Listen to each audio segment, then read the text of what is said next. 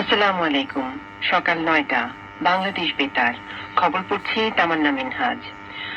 প্রধানমন্ত্রী তারেক রহমান বাংলাদেশ আনসার ও গ্রাম প্রতিরক্ষা বাহিনী বিডিপি সদস্যদের শৃঙ্খলা ও পেশাদারিত্বের সঙ্গে দায়িত্ব পালনের আহ্বান জানিয়েছেন। তিনি গতকাল গাজীপুরের কালিয়াকৈর উপজেলার শফিপুরে আনসার বিডিপি একাডেমিতে বাংলাদেশ আনসার ও গ্রাম প্রতিরক্ষা বাহিনীর ৪৬তম জাতীয় সমাবেশে ভাষণে এই আহ্বান জানান।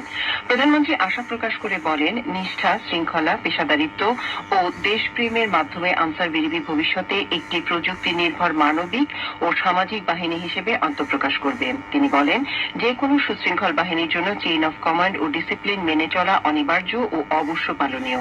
তারেক রহমান বলেন, পেশাদারিত্ব, জনসম্পৃক্ততা এবং তৃণমূল পর্যায়ে নিরাপত্তা ও সামাজিক উন্নয়নে অবদানের মাধ্যমে আনসার ও ভিডিপি একটি বহুমাত্রিক ও জনমুখী বাহিনীতে পরিণত হয়েছে।